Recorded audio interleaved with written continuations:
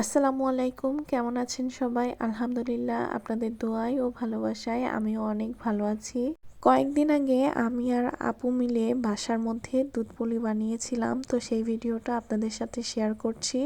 তো এই যে এখানে প্রথমে আটাগুলোকে ভালো করে সিদ্ধ করে আমি ঢাকনা দিয়ে ঢেকে নিয়েছিলাম, তারপরে ভালো করে আটাটা মথে নিয়েছি।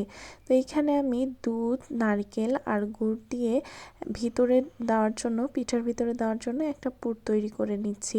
তো এই পুরটা তৈরি করার জন্য অনেকে কিন্তু দুধ দেয় না, শুধু গুড় আর নারকেল দিয়েই করে থাকে, কিন্তু আমি আসলে কেন জানি আমার কাছে মনে হলো যে দুধটা দিলে হয়তো স্বাদটা বেড়ে যাবে, তাই আমি দুধ দিয়ে দিয়েছিলাম।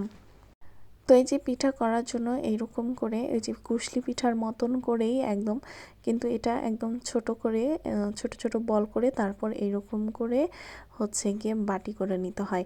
তো এই বাটিটা ছোট ছোট করে এর মধ্যে নারকেলের পুর দিয়ে খুব ভালোভাবে মুখটা লক করে দিতে হয়। তো আপনারা দেখে নিন।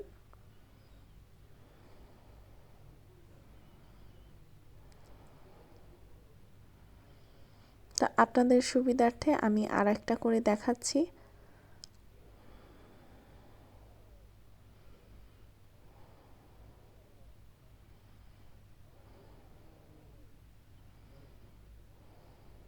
তো এই যে এবার নারকেলের পুরটা দিয়ে খুব ভালোভাবে এর মুখটা লক করে দিতে হবে। অল্প করে পুর দিবেন, আর খুব মোটা করে করবেন না, এটা একটু মিডিয়াম করে তারপরে মুখটাকে লক করে দিবেন।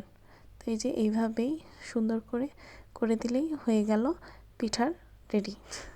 তো যেহেতু দুধ পুলি করব, তাই এখানে 2 লিটারের মতো দুধ নিয়ে নিয়েছি, আর দুধগুলোকে খুব ভালোভাবে ফুটিয়ে জাল করে নিয়েছি আমি। দুধ যখন ফুটে আসবে তখন এর মধ্যে এই যে পিঠাগুলো নিয়ে তারপরে এর মধ্যে আস্তে আস্তে করে এক এক করে ছেড়ে দিতে হবে। তো এই যে সুন্দর করে ছেড়ে দিবেন, আস্তে আস্তে করে সাবধানে ছাড়বেন যেন একটার সাথে আরেকটা না লেগে যায়। আর এটা দেওয়ার সময় অবশ্যই নাড়তে থাকবেন। তো আমি এখানে যেহেতু এক হাতে ভিডিও করছিলাম আর এক হাত দিয়ে পিঠা দিচ্ছিলাম, তাই হচ্ছিল না। তো পরবর্তীতে আপু এসে আমাকে হেল্প করে। তো এইভাবে পিঠা দিবেন আর হচ্ছে গিয়ে নাড়বেন। তো এই যে ভালোভাবে নেড়ে দিবেন, না হলে কিন্তু পিঠাগুলো একজন আরেকজনের সাথে একদম যুদ্ধ লেগে যাবে। তো পিঠাগুলোকে খুব সুন্দর আলতো আলতো হাতে খুব সুন্দর করে হাতা দিয়ে নেড়ে দিতে হবে, আর খেয়াল রাখতে হবে যেন ভেঙে না যায়। আচ্ছা, তো ডো করার সময় আমি আপুকে 4 ভাগের 3 ভাগ দিয়ে পিঠা বানিয়েছিলাম আমি আর আপু মিলে, আর এই বাকি 1 ভাগ দিয়ে এরকম করে চুষি পিঠা করে নিয়েছিলাম। তো এই চুষি পিঠাকে আমাদের এলাকায় কিন্তু আইখা নামেও পরিচিত। আপনাদের অঞ্চলে এই চুষি পিঠাকে কী নামে বলা হয় অবশ্যই আমাকে কমেন্ট করে জানাবেন।